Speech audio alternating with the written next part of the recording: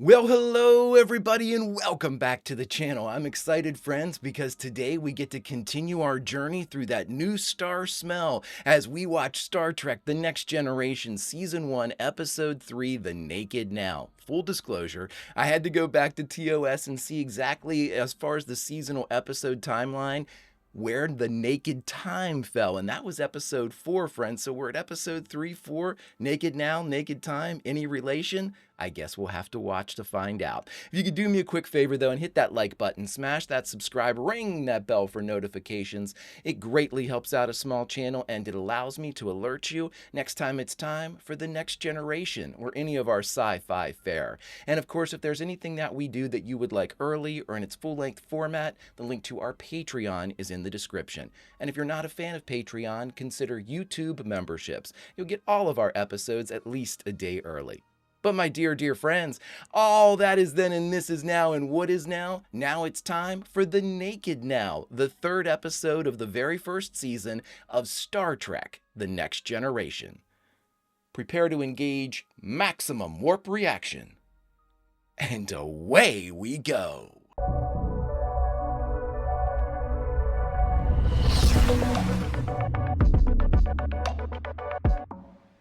Captain's log. Stardate 41209. Have to get used to that, but okay. The science vessel Tsiolkovsky. SS Tsiolkovsky routinely monitoring the collapse of a red supergiant star into a white dwarf. Already love it. Strange messages indicating something has gone wrong aboard the research vessel. SS Tsiolkovsky. Tsiolkovsky seems to be happy. Well, hello, Enterprise. Welcome. I hope you have a lot of pretty boys on board. We're going to have a real blowout here. They under attack. I believe that last sound was emergency hatch being blown. Yes, of course you are. Data, Geordi. It's interesting. Didn't even have to say anything. Just kind of nodded to Riker and he was ready. Forward, Captain. Okay, so Worf was heading down. I'm assuming it's the same configuration. So if it's us looking at the screen, the right-hand place in the front, the station should be helm, their left, and then our left, their right should be navigation. And Worf was heading towards helm, so he must be the backup helms person, or at least in the rotation. Cover the ship as planned. Move out. I have a friend that looks so much like Tasha Yar, it's almost eerie. It's not almost, it's eerie every time I see her.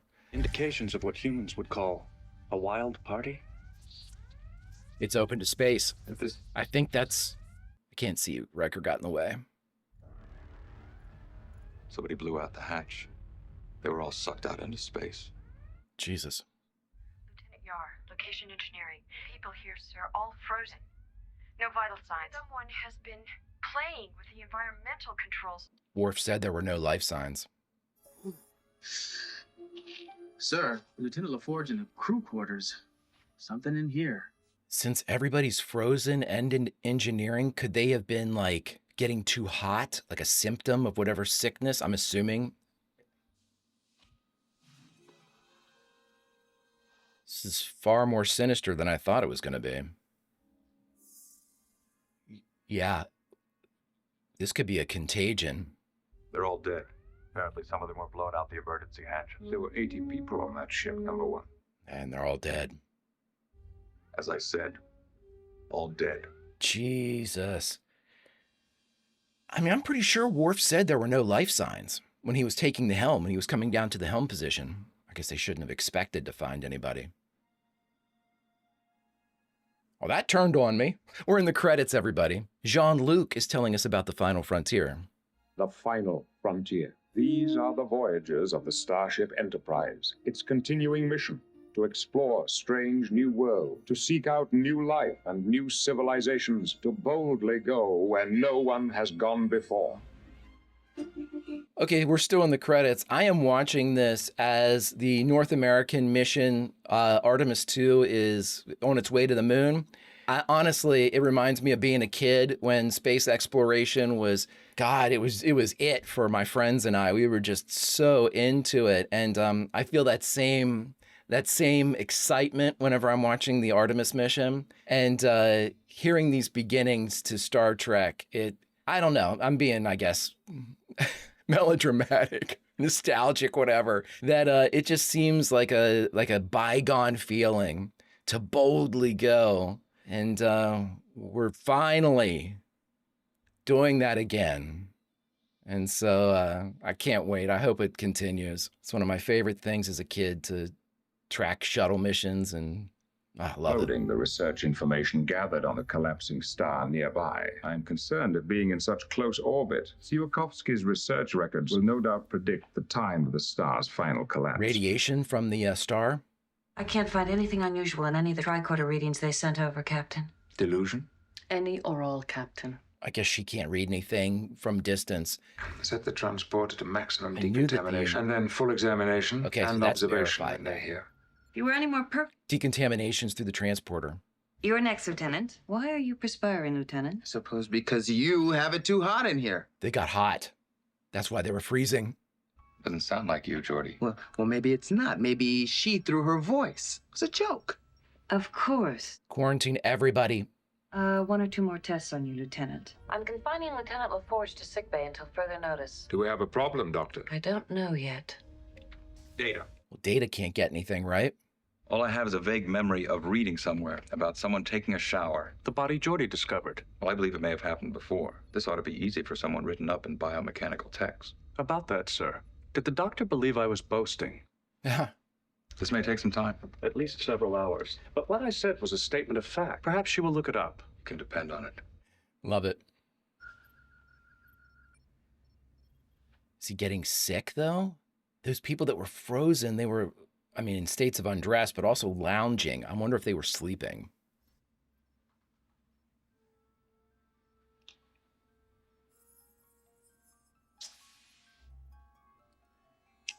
I thought he took it with him. He left it. Lieutenant LaForge just left sickbay while I was in my office. Make it a ship-wide search, Lieutenant. Well, he doesn't seem to be like he was before. It's a model of the same kind of tractor beam our ship uses. So that's your science project, huh? Wes, you're really something. I think you've won. Blue ribbon. Listen to this. Chief Engineer, report to the bridge. Commander Riker, report to the bridge. Dr. Crusher, report to the bridge. That could be bad. I think the captain's lucky you're on his side. But he still won't let me on the bridge. I understood myself that well. Are you okay? I seem to be burning up inside. He seemed fine, though. He wasn't, like, maniacal like he was before. All right, well, Wesley's probably contaminated. Geordi, medical's been worried about you. Help me to not give in to the wild things coming into my mind. Oh, he's trying to fight it. Help me to see like you do. But you already see better than I can. I see more. But more isn't better. Geordi, please put I these want to see in shallow, beautiful, human. We'll talk about it, Geordi. Right now, I'm going to take you to sickbay. Yeah. Good acting, good scene work.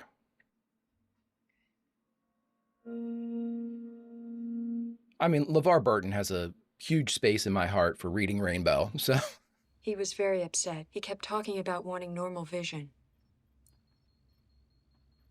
Oh, no. Yeah, we got to stay away from everybody here. I mean, it's too late. According to our medical readouts, there's still nothing wrong with him. Whatever did it is loose on my ship. If you mean a disease, sir, I'd say there's no chance. We used full decontamination. We examined every team member very carefully. Yeah, but something we don't know. The entire crew somehow managed to kill themselves. It's not a disease. What else made them do it? Radiation. The fact that it happened now could be important. All I sense from him is confusion. If I didn't know better, I'd say he was intoxicated. Tests would have shown that. Really? Hallucinogens or any other contaminants. Sort of like how he was acting before, intoxicated. You know, just like wildly joking, and like the other people on the ship, too. Seeking an instance of someone showering in his or her clothing is... I know, it's like looking for a needle in a haystack.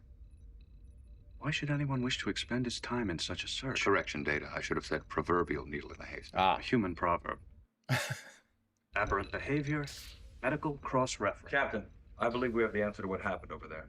Do we? Similar conditions. They were monitoring a planet that was breaking up and not a collapsing star, as in this case. Same huge shifts in gravity. Of course Riker's gonna study Kirk, right? Quiet carbon from the body It acted on the brain like alcohol. There we go. Troy just said it. They are related. Downloading. Entire crew going out of control. Like intoxication, but worse. They found this formula barely in time. This is Crusher. Go ahead, Captain. You can relax, Doctor. The answer to all of this is feeding into your medical banks right now, including a cure. Are you certain, Captain? Absolutely. Uh-oh. Who's this? I need your advice. You always wear such beautiful clothes off duty. I want to change my image. Tasha, I feel you're very uncertain that you're fighting something. What is it? They made a strange sound there when they touched. I'll find what I need myself. Ship stores will have it. Tasha, wait! It's Contact Crusher. There we go.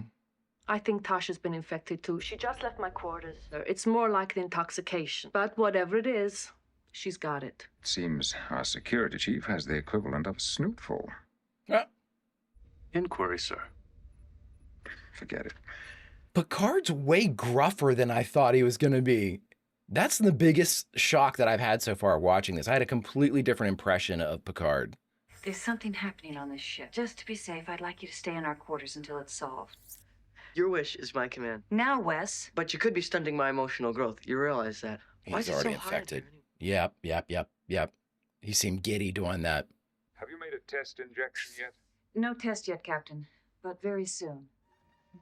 Can we get some personnel here to help out?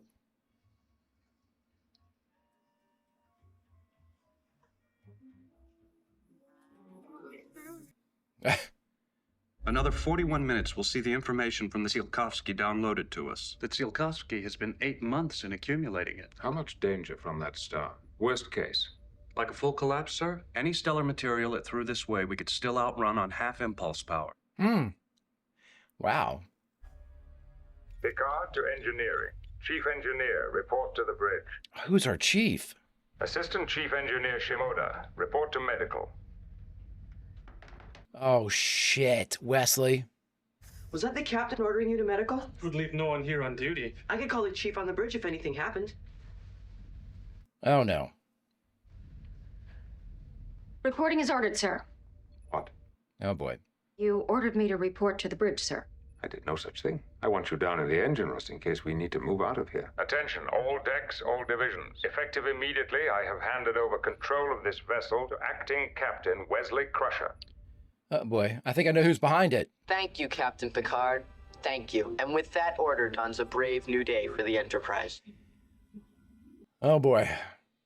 Captain's log, stardate 41209.3. Strange contaminant that led to the deaths of the Tsiolkovsky crew is now aboard. 80 dead, man.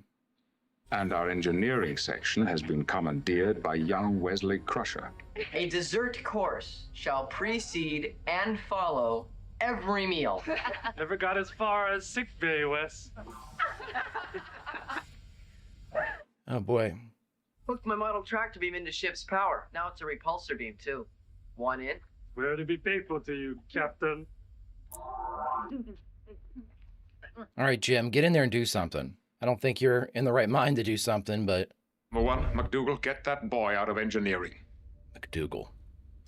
It's very Scottish. Ship's training division ordering all officers to attend a lecture on metaphysics. There was a young lady from Venus whose body was shaped like a... Captain to security, come in. Tasha is down. I'm pretty busy right at the moment. All right, Lieutenant. You just stay right there. Captain to security. I want all your senior supervisors to report to the bridge immediately. If they're even hearing these messages anymore. Lieutenant Yar? Here, Data. You wanted me? I like the eyebrows. Do you know how old I was when I was abandoned? I'm afraid I am not familiar with... 5. I learned how to stay alive. I was 15 before I escaped. Where were you? From you, Data. You are fully functional, aren't you? Programmed in multiple techniques. You jewel. That's exactly what I hoped. So there's no way Data's infected. He's just going with this. Okay. What have you learned, number one? Captain, the ship's engines are cut off from the bridge. The assistant chief engineer has pulled out the isolinear optical chips from command. Oh, great. Wesley has hooked up some kind of tractor beam to the ship's power. He has it aimed at the door. We really need Data down here. Can you short out the power? Yes, I can. But it's gonna take some time. Do it. Bill.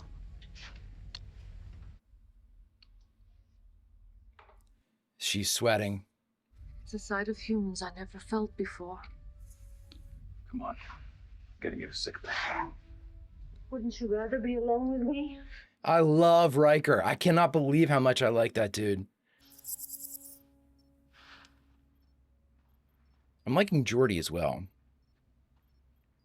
I don't dislike anyone. I'm just, they're the ones I'm seem The to want to medical see records we more of. found say this works almost instantly.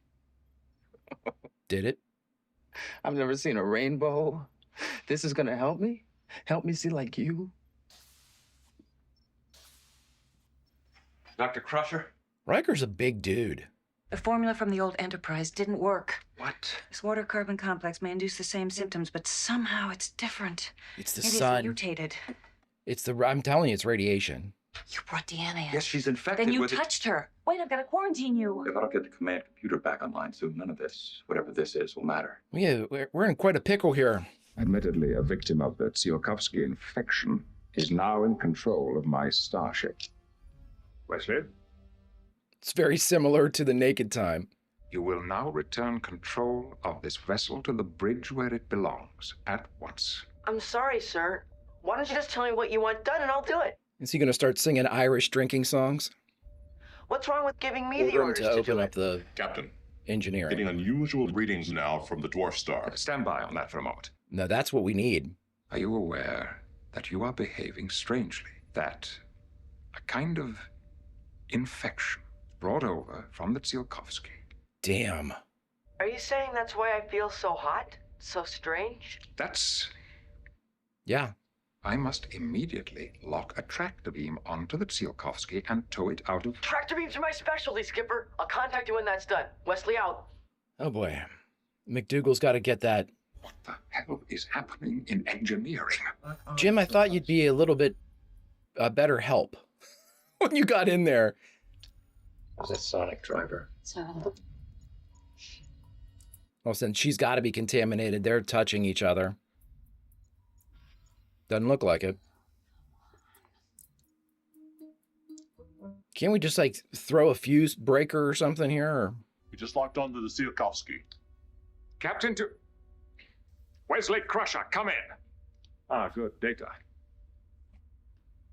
Data is infected. Your brain is different. It's not the same as... We are more alike than unlike, my dear Captain. Well, yeah, he has to be infected. Doctor. Captain, can I see you in your ready room? It's a private matter. No, actually, it's an urgent one. But... How is Jean-Luc not infected yet? I haven't been paying attention the entire... Now, Doctor. I believe I've become infected myself, Captain. Uh-oh. Right now, I find you extremely... Of course, we haven't time for that sort of thing. She's fighting it. I'm a woman. I haven't had the comfort of a husband.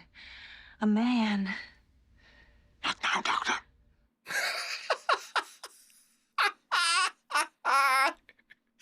Oh my God.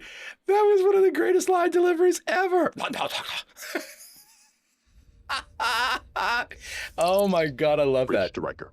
Urgent that the captain appears to be infected. You'll have to handle this. Well, there it goes. Wow, wow, wow. Half impulse is all we need, right? What we're seeing, sir, is a huge chunk of the star's surface blown away. Yeah. Heading for us. You all right, sir? Will's fighting this off. Take us out of here. Right. We need to... I'm starting to think we need to put Worf in the chair. If everybody goes down. Override. Same result, sir. Oh boy. Oh boy. Wesley Crusher, this is Riker. This is urgent. Come in, please. Nice. Now get in there and phase him. These are control chips. She just starts backhanding people. No way, sir. I cannot replace these chips in 14 minutes. 2 hours, 3, maybe. Data could assemble them back faster. Data is not here right now. Well, they're just simple isolinear chips, sir. To Data, anyway. He could shuffle them like cards. Come on, Data, hurry. Really? I love that Riker has fought this off better than anybody, including Data. The damn control chip's back in place. In the correct order. Now! It's like a game. How fast can you do it? Huh. A game. See, I thought that Data would be somebody that, you know, oh my God, that we wouldn't have to worry about getting like diseases or anything like that, or like any type of foreign substance or alien, you know, infection. Apparently, he's way more human than what I expected, as far as like weaknesses. Holy shit. We've 8 or 9 minutes at most. Can you finish by then? No, this will take Can you go faster? more time than we have, sir. It's finally getting to Will. Oh, damn it. No, I can't afford to get this. You fought it for so long, dude. You were literally over there from the jump. Oh no. Beverly. Yes, John. Beverly. I'm still not thinking straight. Likewise, where the hell was I headed? If that's something you were going to test. Yes, on Geordi. Come here. Not now, Doctor. So good. Now, if we can cure Geordi, maybe he could help somehow. I made it into a repulsor beam. The star matter. 1 minute more, sir.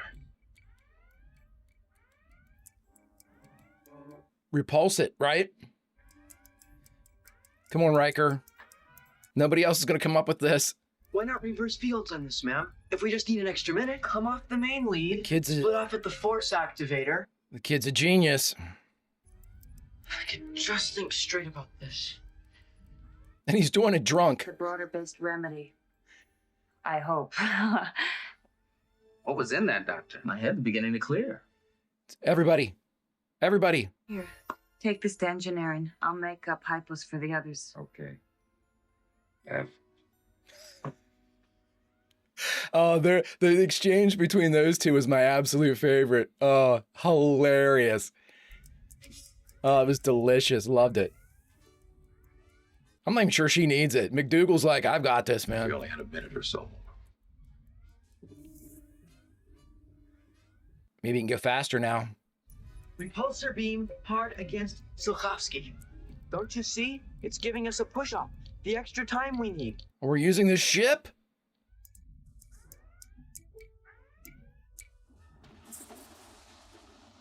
Now it's better, the research ship, than us. Did it alter course? Go.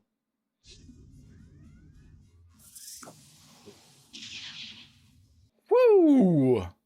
Do we owe our thanks to Commander Data, sir? Yes, Wesley may have given us a few seconds, too. Did he say Wesley? The boy? He said Wesley. The boy? It's only fair to mention Wesley in a log entry, sir.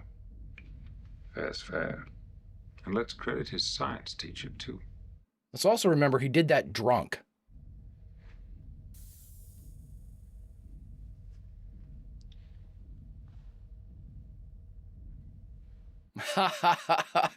Data's like, nice job, dude. That was pretty good. Congratulations, sir. Too many people.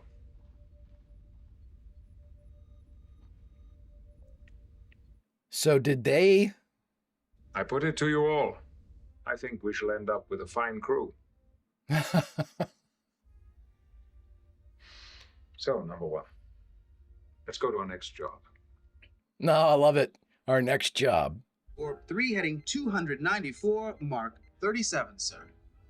Engage. Is that our leave line?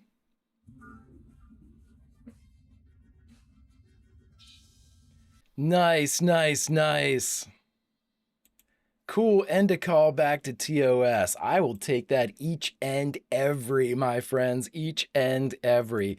All right, everybody, we just finished watching Star Trek The Next Generation, Season 1, Episode 3, The Naked Now, and the only thing left to do is talk about it. All right, everybody, we just finished The Naked Now, the third episode of the very first season of Star Trek The Next Generation. Again, this is I love it. So I'm assuming now that while we're going to be predominantly episodic, it has to be. This is our first example of serialization, correct? Oh my gosh, referring to a prior mission, using the findings of that beauty, the NCC 1701, and under the command of Jim Kirk. So many. Okay, so obviously we know what would happen here. Very similar to the Naked Time. Everybody got infected. We were able to work through it. That's awesome. It showed a lot of cool things about the crew, and that is what I think is the best part about all of this. This was a very interesting way to give us a lot of things that probably wouldn't have been revealed without this type of infection intoxication. One, we got to see that Tasha Yar gave us some that she was she was abandoned at 5 years old. She evaded the rape gangs until she was 15 and escaped. I don't know where, like a colony or where she grew up, or like, was she pirates like Orion, Orion? I mean, I don't know, but that was an interesting little breadcrumb to drop there. I mean, in the backdrop of what was kind of a fun episode as far as like how our people were acting, that was a very sinister bit of information, a very completely antithetical to everything else that we were experiencing in this episode. It was very, very dark. And I thought that was a very kind of interesting way to put that in there, because it made us feel very different. It made me feel very differently. We have this kind of fun, kind of tense thing going on, and then this very dark piece of information. So a couple things more that we learned from that. Obviously, we had the very dark reveal for Tasha Yar, but in addition to that, we had an interesting reveal for Data. Data was able to be contaminated by this thing. Normally, I had a completely different idea of what Data basically was. I was under the assumption that he was just like a very, very, very sophisticated, like cyborg, android, part like biological and part machine, but I thought he was way more machine than biological. And then he immediately was able to give us some sort of kind of tongue-in-cheek comical answers to what was going on. Oh, I have pores, you have pores. I have something, a nutrient something, I think, going through that's the same as your blood. And you say, what, prick me, do I not leak? Is very interesting. But at the same time, I wouldn't have known that he was susceptible to this type of stuff without this episode. Interesting time to drop that in here. I also think, though, again, if we even kind of like harken back to the Naked Time, with the Naked Now, the one thing that we can kind of glean from this, everything that everybody was talking about while they were under the effects of this intoxication, they were sort of revealing deeper truths, like, the honesty of alcohol sort of kind of bleeding through their speech and whatnot. So we got to see that there was obviously something, we were talking about it for an encounter at Farpoint, some type of tension, awkwardness. I don't know if it's sexual tension or the fact that her husband, died and was best friends with Jean-Luc, but there's obviously something going. She said, "You owe me." I mean, to me, that was just like a season's worth of innuendo and hints kind of like thrown at us all at once in the third episode. Second really story that we've had, second mission. Really interesting stuff. And we'll move on. We found out that McDougal, a very Scottish name, was our chief engineer is McDougal. She didn't appear to be infected at all. And Riker held out arguably longer than anybody else that was infected. He was over on the boat to begin with. That was, presumably surrounded by the infection. Geordi got it when the person came out of the shower. And I think, that touch, and when he kind of looked at himself, that's when he got it. But you would think that just being around there, touching the things, everybody was on the craft. You would think that they would have all experienced that. But Riker, even after he was touched, man, oh man, when he carried in Troy, he held out so long compared to everyone else. Couple of I'm starting to like Riker, but here's what I really like, and this is a nice little character nugget for Riker. Yeah, so it was complete misconception for what Riker truly is, and Riker, again, led them in the right direction. I remember something about somebody showering with all of their clothes on, and then they said something about, oh wait, no, I was a history of starships. Check out the Enterprise. Of course, William Riker is going to study the missions and adventures of James T. Kirk. He seems to be like not a cookie cutter. He's not exactly like Jim, but he seems to be in that same vein, right? And so if he was a guy that had similar sort of expectations and sort of goal oriented, he wanted to be presumably at some point a captain, that again, you would look at the best, you would look at history to guide you into how you should be. And the idea that he gravitated towards Jim Kirk makes all the sense in the world, considering I'm looking at it like this. The movies that I have seen from The Next Generation, I'm looking in on things that I'm not even sure when the first movie starring The Next Generation appears sort of like in the timeline of the show, or even if it's during the show. It might even be after the show's over. I have no idea. I always thought they occurred like the movie started while the show was on air, but I could be very wrong about that. I'll tell you what I definitely am wrong about. Any type of preconceived notion or who I thought these characters were, I'm going to kind of just press that back. If it turns out I was right, awesome. I've been wrong about everyone. So Data, I didn't have her. Jean-Luc is way gruffer than I thought he was. I thought he was like this, good old boy, not necessarily like a happy Jack or anything like that, but more good-natured, I think, than what he is actually showing here in the show. And that's surprising to me. And again, I thought Riker was like an alpha male. He was just going to be this guy, where's the adventure type of dude. Nah, there's way, way more to him than meets the eye. Oh, but friends, we've learned a lot about our crew. We've learned some of the nuances, some of the hidden secrets that the drink revealed for us here in The Naked Now. But there's only one real way to figure out what director Paul Lynch and the big writing crew that I'll have to look up. I don't have to look it up. I could probably just ask, and I don't want to bother him, but let's just see if he's around. Q? Greetings, mon capitaine, and welcome to another edition of Q&A. Friends, this is where after having watched and reacted to a Next Generation episode of Star Trek, I like to dig a little bit deeper and find out what went on behind the cameras. Because as TOS and Star Trek in general has taught us, usually the story behind the cameras is just as inviting as the one in front of the cameras.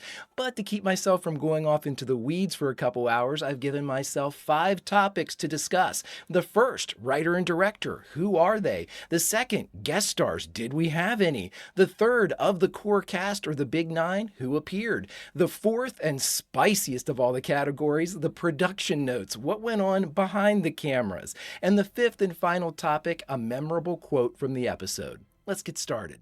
All right, friends, and for our very first topic, writer and director, who were they? Well, as always, it seems like in Star Trek, there's not just a simple answer. So I'm going to give you an answer right now, but know this, we are going to circle back around to this answer in the production notes because it gets spicy, friends.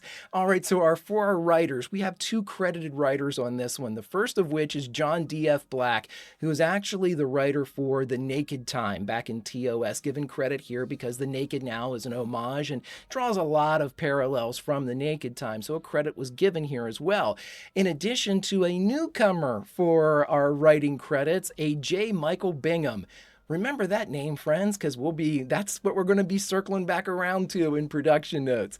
And for our director of this episode, it was none other than Paul Lynch, a new name to me anyway, so I can't wait to see if we have reoccurring directors like we did in TOS, or if these are a lot of one-offs. Let's keep a note and see where it goes. Let's move on. All right, my friends, and now for our second category, guest stars. Did we have any? Not many in this one. In fact, a lot of them were just uncredited crewmen and nobody that really had any lines. But the one person we did have was Brooke Bundy as Lieutenant Commander McDougal, our chief engineer, who I also found out, again, maybe a minor spoiler for me, this is the only appearance of Chief Engineer McDougal. So while I enjoyed her presence, it was a one-off. Let's move on. All right, everybody, and for our third category of the core cast, or the Big Nine, who was present? Well, all hands present and accounted for, but to recap, our Big Nine for Star Trek The Next Generation are as follows: Picard, Riker, Troy, Worf, Data, I'm trying to do this without notes, Worf, Data, Tasha Yar, Geordi, I'm forgetting somebody, Beverly Crusher, Wesley Crusher, that's it, that's 9. Let's move on. All right, everybody, it's time for our fourth category, the production notes, where the spiciest elements of the Q&A section always reside. We're going to have 5 of these production notes, friends, so buckle up, let's have some fun, and let's get started. All right, everybody, for our first production note, I promised you we'd circle back around to the writer credits for this episode. J. Michael Bingham, alrighty. Let me start by saying this. DC Fontana wrote this script. The entire script went through drafting process, the first draft process, revisions were made, notes were taken. DC Fontana, Dorothy, rewrote everything to make sure that it was exactly where it wanted to be, and her second and final submission was handed in. Now, according to Miss Fontana, this was something that had become an unfortunate occurrence for her. Whenever she would hand in what she believed to be her final script, again, these are her words, but Gene Roddenberry would take the script and add scenes to it. Now, again, this was not asked for. This is not something that the studio wanted. This is something that apparently Gene Roddenberry did. In this episode, The Naked Now, so much was changed and 2 scenes were added that DC Fontana did not like. And these, she believed, were basically detrimental to the female cast members inside the crew. And so she requested and was granted that her name be taken off of this episode, even though she wrote the script. And so her pseudonym of J. Michael Bingham was born. Let's move on. All right, everybody, and now for our second production notes. So this sort of piggybacks off of a couple of the things that DC Fontana didn't like about the script, but for the most part, the cast did not like The Naked Now. They thought that, let me just say this, they didn't like a lot of the premise, a lot of the scenes that were added in for certain people, but the thing that they really didn't like was that they believed that an episode like this that showed a lot more of the characters, kind of some of their desires and things like that would have best been served later in the first season when the audience has had a chance to get to know the characters a little bit. This was our second viewing, our second episode outside of Encounter at Farpoint's 2-parter, where we got to walk around in their uniforms and their shoes and learn about them. And the cast, for the most part, believed it to be way too early for this type of episode. Now, Denise Crosby, who plays Tasha Yar, did say that while she doesn't like The Naked Now, she did like the fact that probably her most memorable moment as Tasha Yar was inside of this scene. You all know what it is, but she likes it for that reason, because for that reason, it seems to be one of the ones that is specifically sort of equated to Yar. And so for that, she liked it. Let's move on. All right, and for our third production note, this is the one I like quite a bit. This is the first episode, friends, and I certainly hope there are more. I did not have anything like that spoiled for me. This is the first episode of The Next Generation that specifically mentions James T. Kirk. Because of the events of The Naked Time, we get to hear about the original series and how they dealt with certain things.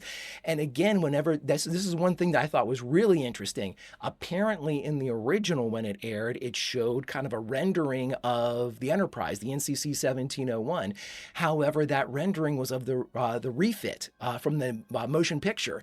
And so in subsequent, I think they said at the Blu-ray version and beyond, that image had been taken out, and the image of my beloved NCC 1701 with the spinning nacelles, that beauty, was added in its place.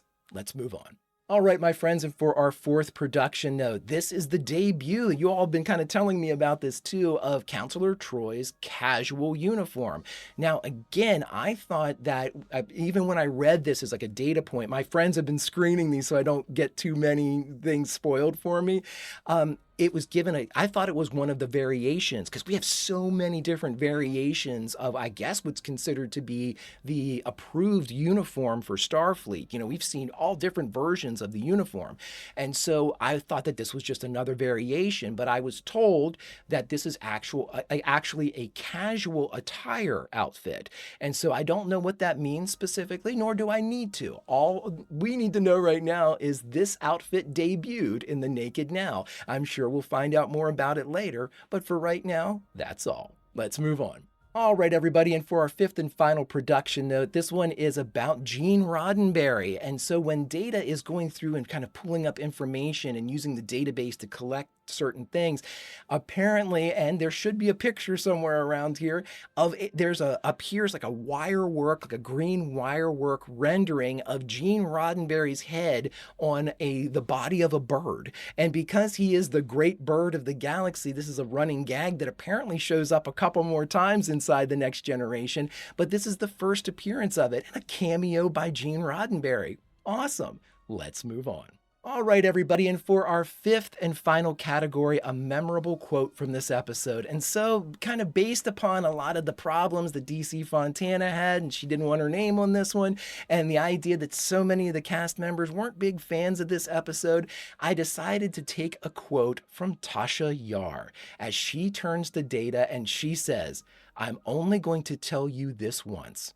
It never happened." Friends, thus ends another installment of Q&A. Until such time as you and I can sit down and watch another episode of Star Trek: The Next Generation, behave.